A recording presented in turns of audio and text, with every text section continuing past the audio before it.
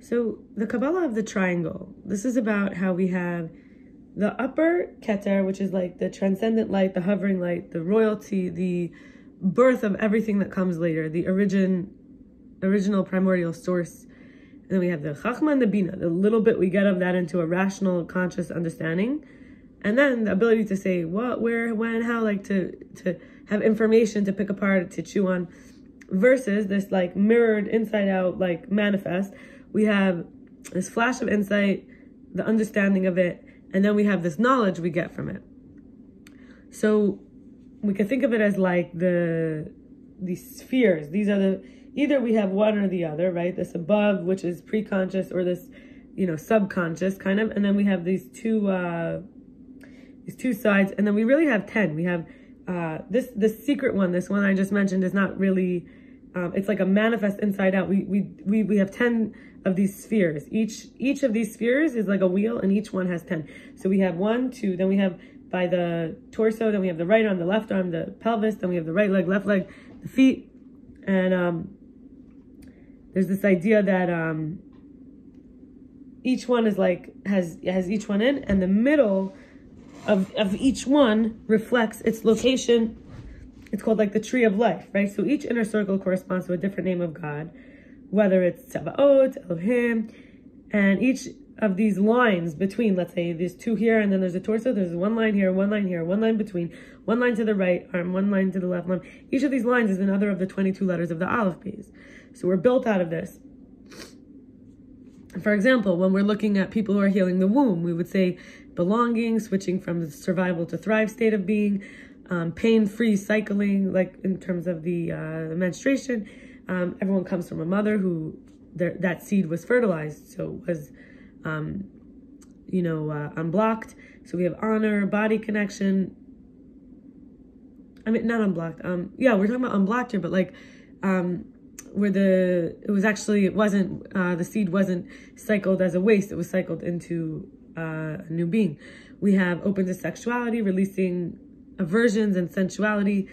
And I remember in 2022, this trauma healing accelerated thing. So they were saying, identify your trauma patterns. So I did. In relationships, I was seeing the trauma pattern means when we get overwhelmed, when we're stuck, pushing people away, clinging too close, and avoiding conflict. Then the general ones, low energy, overwhelm, burnout, low stress capacity, depression, and anxiety. Coping mechanisms, emotional eating, binge watching TV, phone scrolling, mentally checking out, emotionally distancing, over-exercising, substance use, numbing patterns.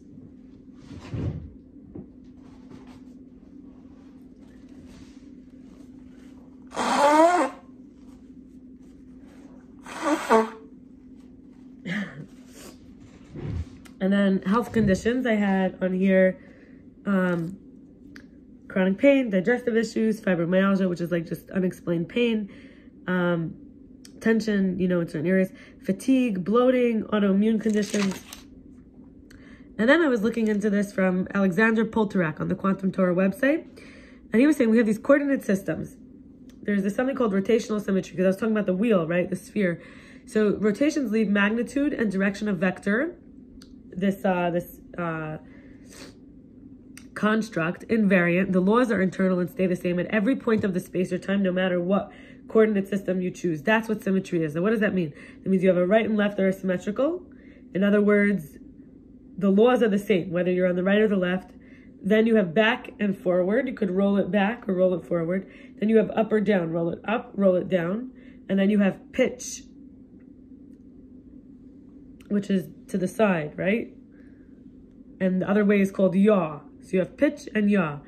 So you have rolling forward and back. Then you have this angle, right? Back at, towards one diagonal. Then you have pitch and yaw. And then you have this way, right and left. So we could say there's axes here. There's x-axis, y-axis, z-axis. Here we have one.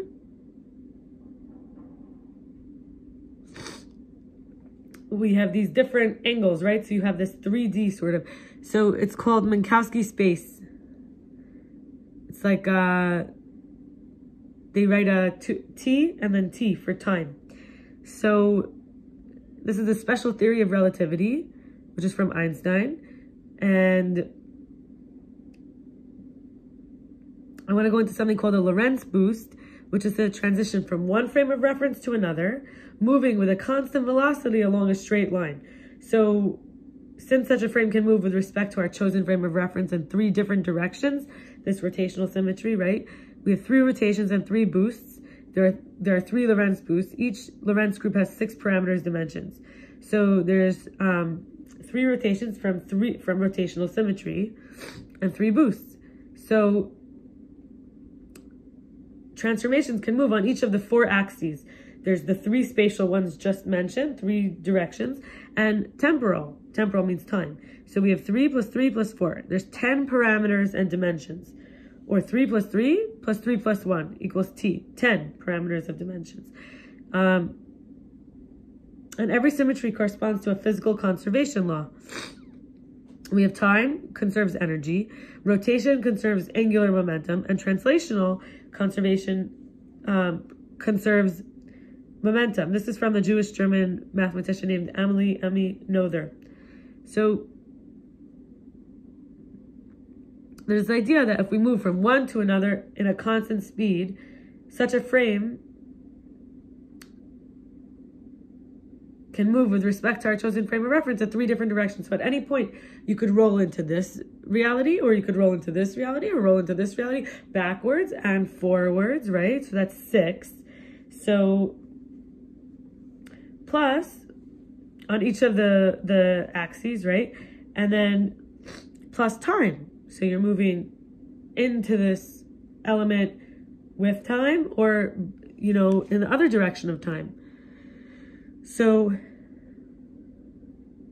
in other words, meaning moving through time or regressing in time. And then, you know, think of it more in depth for myself. We each conduct life. I was thinking of it as a conductor. Putting time and energy into talents more than pays for itself. When we ask people what doesn't work, we learn what to avoid. And when we're a good listener, it protects us from having to be every role that we give to others. It could have been us. The gift of projection is appropriate for non-judgmental observation. Or if we're reading, we could be a receptive reader. We can learn how, not just what, and also like staying connected to our campaigns. We're campaigning for something, even if it doesn't go our way.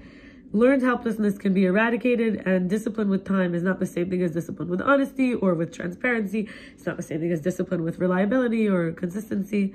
And when we are looking at prayer as an art form, or even like a music, we start to recognize there's harmony, there's work, and there's audience. And this brings me to the last point here, which is from Duccio Licati.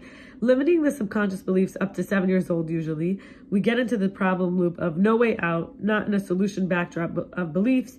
We can actually get outside the short circuit with a bigger belief that expands us out of the issue to devise a new solution, like install a new reality we want to connect with, aka we connect with the belief of possibility so we can download the actual trajectory where we want to be instead.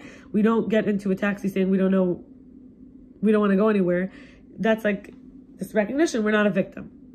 And now we can use this idea of rotational symmetry and how each of these spheres has all the other ones in it. We become aware. We have awareness of the solution. We can make changes and we can take baby steps. And I'll stop here, and I wish you a blessed day. Bye.